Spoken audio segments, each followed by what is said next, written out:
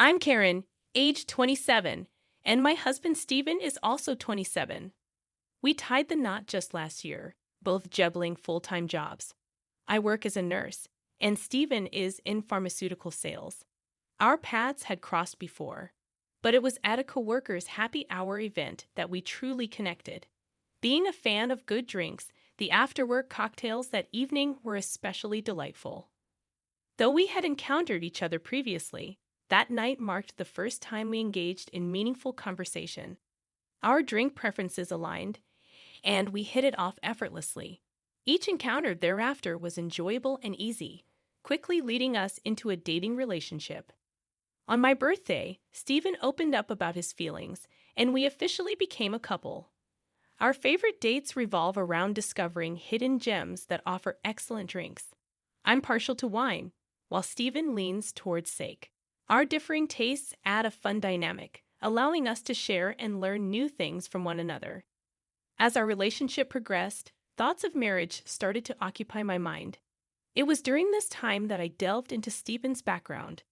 His parents had divorced when he was young, and he never knew his father, being raised by his single mom with whom he shares a close bond. Stephen has never moved out of his family home. Initially, I questioned whether this was a flaw or a testament to his strong family values. Love often clouds judgment, and at that point, I viewed it as a positive trait. Stephen is not only kind but incredibly handsome, and I struggled to find any flaws. Feeling fortunate to be married to the seemingly perfect man, I was unaware of the daunting married life that awaited me. Before our wedding, I frequently shared meals with my mother-in-law, who always spoke highly of me to Stephen, saying, "Karen is like a daughter to me. Don't let her get away, marry her soon." Hearing those words always brought me joy, and I eagerly anticipated officially becoming part of the family. Steve, who had a knack for connecting with people, also had an excellent reputation with my parents. The wedding went off without a hitch, reflecting our shared preference for avoiding the limelight. Post-wedding, Stephen made the significant move out of his family home for the first time. However, out of concern for his mom, we opted for an apartment just a 10-minute walk from his family residence. In hindsight, that choice proved to be a mistake, but regrets come too late. The dynamic with my mother-in-law shifted drastically after the wedding. Once treating me like a daughter, she transformed into someone who seemed to view me as a mortal enemy, visiting our home daily. With care, I approached Stephen, expressing, "I appreciate your mom's visits, but it's challenging for me to relax. Could you ask her to come less frequently on workdays?" Stephen's response was unexpected as he asserted, "Why? We're family now. Mom gets lonely, she loves to talk, and she hates being alone. I wish she would be more understanding. This is my home too, and I can't convey something I don't believe. If you have something to say it yourself. I won't." It was a surprising turn, and Stephen's refusal to consider my perspective left me taken aback. From that day forward, any mention of his mother made Stephen moody, prompting me to withhold my thoughts to avoid further arguments. My mother-in-law took advantage of the situation, and before I realized it, Stephen had given her a spare key. One day, I returned home to find my mother-in-law cooking in our kitchen without permission. Surprised to discover her in my personal space, my tone turned assertive. "What are you doing, mother-in-law? You can't just come in here without asking," she retorted. "What's going on with your fridge? It's practically empty. I have never seen such a lifeless fridge. Do you even cook? Don't tell me you're always buying deli items." Unable to hold back any longer, I responded, "I shop for fresh ingredients daily. I've heard your fridge is always packed like a traffic jam. It's impressive you can manage that. I just bought ingredients today. Sure, we have deli days, but I also cook to save money. And by the way, deli food these days is pretty good. Haven't you ever tried it?" Mother-in-law wasn't backing down. "I'll listen to you. I would rather not have Stephen eat food when we don't even know who made it. This is what happens when he marries an incompetent wife. I should have taught him to be more discerning about women." Sparks ignited between us, and once I began expressing my grievances, words poured out uncontrollably. Do you see the shopping bag, mother-in-law? Not a single deli item in it. I'm busy, so could you please not get in my way? You're not even a guest anymore. You let yourself in. Mother-in-law stormed out, her face flushed with anger. I'll tell Stephen about this. I had more to say, but she left. Despite feeling uncomfortable, I knew I was justified. Shaking off the negative vibes, I focused on cooking pot roast. When Stephen returned home, his face mirrored his mother's anger. What'd you say to Mom? She called me crying. How could you be so cruel when she was just trying to help because you're busy? Baffled, I responded, first off, breaking into someone's home isn't a surprise. And if it is, then a burglar should be forgiven if they call it a surprise, right? This happened because you gave her a spare key. She could have come when one of us was home. It's not only unnecessary, but also intrusive. What about my privacy? I have no intention of apologizing. Stephen looked shocked and with a single word said, please. Can you two just get along?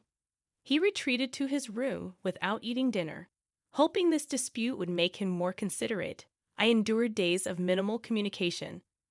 Unable to bear the tension, I initiated a conversation saying, what do you want to do going forward? I don't want a relationship where we don't communicate. Let's talk. Finally, Stephen spoke up, saying, Mom's remorseful. She was crying yesterday, worried you would never forgive her. The root cause was me giving her the spare key. I'm sorry, Karen. I didn't care about mother-in-law as long as Stephen understood. That was enough. My weakness showed, and I forgave him, even though I knew in the back of my mind, my fault is that I forgive. Stephen promptly called his mother, who eagerly came running, visibly relieved to be summoned. Exhausted from the ongoing conflict, I harbored a bad feeling but was willing to give peace a chance. As soon as mother-in-law saw my face, it was as if a switch had been turned on. Oh, I'm so relieved. I thought Karen would never speak to me again. I know I overstepped, and I promised never to do it again.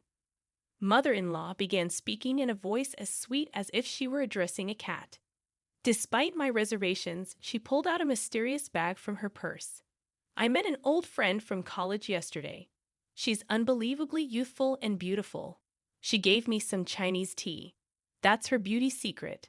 I thought I'd share some with you, not that you need it. My instincts raised concern, but I felt awkward refusing. Stephen whispered, just have 1 cup of tea with her. I'll make sure she leaves as soon as possible. Wanting her gone, I reluctantly agreed to the tea. I'd always enjoyed Chinese tea, and it's popular at my workplace too. Mother-in-law quickly poured hot water into the tea pack. This tea is supposed to be good for your skin and boost female hormones. You guys are thinking about having kids soon, right? If you like it, I'll tell my friend to get some for you, she said, placing the cup in front of me. The aroma was a bit unusual, but I took a sip anyway. It tasted strange, but I dismissed it, thinking it was just a new flavor. However, my bad feeling came true. I woke up in the middle of the night with stomach pain, feeling half faint. By the time I felt better, it was already morning. There was no doubt about it. The only thing I had consumed that Stephen hadn't was the suspicious Chinese tea. I told Stephen about it, but he didn't take me seriously. Karen, that's a terrible accusation. Mom brought the tea to make amends. You're making it sound like she poisoned you. Don't you feel ashamed? It's probably just an upset stomach. Mom would never do something like that. Stephen wouldn't believe that I was being malicious, but without evidence, I couldn't press the issue. Still, I have been wary of anything from mother-in-law since then. Just before Stephen's birthday, mother-in-law called, Karen, I'm cooking for Stephen's birthday. Say you can come or not, it's up to you. You're busy, right? Maybe you should take some time to refresh yourself. She was planning to celebrate Stephen's birthday without me. I hadn't dared to eat anything from her since that day, and homemade food was out of the question. But I was planning to spend Stephen's birthday together, so I felt upset. I thought we would spend his birthday together since we are newlyweds. I assume you have celebrated with him every year until now, so from now on it's my turn. Before I could complete my sentence, She abruptly interrupted me. Regardless, I insist on Stephen returning home. Karen, your presence is optional. We can defer the celebration of your birthday to next month, all right? I left the decision in Steph's hands. That nickname of hers. Steph responded, "Did you catch that? You have the freedom to do whatever you please on that day." Without hesitation, he favored his mother-in-law over me, and my patience was wearing thin. On Stephen's birthday, his enthusiasm was contagious, but it left me feeling queasy. My affection for him began to dwindle. He relished celebrating exclusively with his mom, transforming into more of a mama's boy. Their dining outings became more frequent. I'm occupied with work and can't dwell on this all the time. A month flew by, and it was my birthday. Traditionally, we celebrated at our favorite restaurant. I assumed this year would follow suit, but Stephen surprised me. Mom wants to join in the celebration. She'd be happiest if the two of you could get along. I was taken aback, frozen in shock. Stephen, still exuberant, remained oblivious. I expressed, "I wanted to celebrate with just you, Stephen. We spent your birthday together, so let's do the same for mine." Stephen, for some inexplicable reason, interpreted it as politeness. No need to hold back. Mom offered, so it's fine. He just couldn't grasp it. With no other option, I had to be resolute. No offense to mother-in-law, but I want to spend my birthday exclusively with you. I'd like to go to our special restaurant. Suddenly, Stephen erupted in anger. "Don't reject Mom's kindness. You're heartless. Haven't you realized she didn't invite you to my birthday? Just comply with my wishes. It's already a hassle." I was done arguing. And then came my birthday. Instead of the anticipated restaurant outing, we were at home, with mother-in-law in tow. Neither of them seemed attuned to my subdued mood. My frustration escalated as I observed them enjoying themselves in the kitchen. Then the lights dimmed, and the cake made its entrance. Despite my anger, the cake provided a brief respite before I blew out the candles. Mother-in-law excitedly announced a special gift for my birthday celebration. I splurged on a $5,000 bottle of wine. "Let's uncork it right away." The packaging appeared worn, and the cork crumbled at the touch. "Is this what they call vintage?" She pondered aloud, pouring a generous amount into my glass. Even in the subdued lighting, it was evident that the wine had an unsettling cloudiness. Recollections of the Chinese tea mishap flooded my mind as I cautiously took a small sip. "What is this?" I immediately spat it out, prompting me to turn on the lights. In the kitchen sink, I inverted the bottle of mother-in-law's supposedly extravagant $5,000 wine, watching as it flowed down the drain.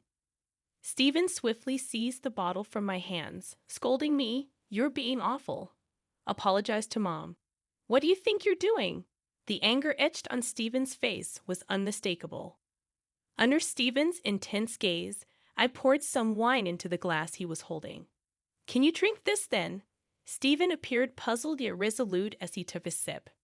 At that precise moment, mother-in-law urgently shouted, "Stephen, don't drink it." Unfortunately, it was too late. He immediately spat it out, exclaiming, "What on earth is this?" Mother-in-law, shocked, took the wine away from Stephen. He questioned Mom, "Where did you get this wine? We need to file a complaint. This is fraud. It's spoiled." Mother-in-law, looking guilty, admitted, "That wine was just sitting in the back of our kitchen. It's 50 years old. I heard on TV that it gains $1,000 in value every year. Vintage wines are supposed to be stored in wine coolers." Upon closer examination, the cork was more deteriorated than initially thought, emitting a moldy odor. Even Stephen couldn't conceal his surprise. What bothered me was mother-in-law's insistence. "Don't drink it." I suspect she knew it was spoiled, but she would never admit it. I couldn't find it in me to forgive mother-in-law for her actions. "Could you please leave? I can't control my emotions. Just go," I implored. Yet even as I spoke, mother-in-law continued to offer excuses to Stephen. I felt invisible, but even she, visibly uncomfortable, hurriedly departed. Once she was gone, Stephen surprised me with his response. "Mom doesn't drink, so she wouldn't have known. Thankfully, we didn't offer it to anyone else. Despite everything, Stephen defended mother-in-law as if it were an innocent mistake. In that moment, my feelings for him cooled. My determination against Stephen solidified as he defended mother-in-law despite her actions against me. I had ignored his excessive attachment to his mother for too long. I want a divorce, I declared, presenting Stephen with divorce papers I had kept just in case. He was rendered speechless, questioning my decision. Ask yourself, do you comprehend how much I've endured? I've reached my breaking point. Then, to compound matters, he offered a profound apology without prompting, stating, "I won't repeat it. You've won." He proceeded to confess to multiple affairs, revealing 4 different women. Though I had harbored suspicions of infidelity, learning the truth left me shocked. There was no longer any doubt. I was determined to divorce him. Engaging a private investigator seemed unnecessary. Evidence of his affairs was abundant. During our conversation, he foolishly remarked, "You'll regret divorcing someone as great as me." Stephen's words only fueled my disgust at myself for ever loving him. Multiple affairs and his attachment to his mother provided ample grounds for divorce. To streamline the process, I resolved to hire a lawyer, regardless of the cost. Initially resistant to the divorce, Stephen eventually relented, likely recognizing the gravity of his mistakes. He returned to his doting mother, and later it surfaced that his affair was with a coworker, leading to his demotion. Unable to distance himself from his mother, Stephen ultimately resigned from his job. Despite his ongoing job hunt, word of his workplace indiscretions had spread rapidly, hindering his prospects in the same field. Persistently tethered to his mother, he settled for part-time work. Given his arrogant and unreliable demeanor, it seems unlikely that he will maintain the job for an extended period. While I rely on his steady employment to receive alimony, the payments are currently consistent, so I'll count that as a win. I discovered that mother-in-law, who had presented herself as superior, was in fact a hoarder. Stephen's family home turned out to be a literal dump, explaining their reluctance to have me over. As the stench became a bother to neighbors, police intervention became necessary. The mere thought of consuming wine from that house still turns my stomach. Let Stephen live in his squalid environment and work his sporadic part-time jobs with his beloved mother-in-law for all I care. Though I've returned to my previous life, I find happiness in the absence of torment. No longer will Stephen disrupt my workplace, providing a welcome relief. In hindsight, Stephen possessed good looks but little else. The fact that he complies with alimony payments is a silver lining, I suppose. The breakup taught me a valuable lesson. Love is, indeed, blind. This time, I'm putting romance on hold to focus on my career. I've learned my lesson and am determined to prioritize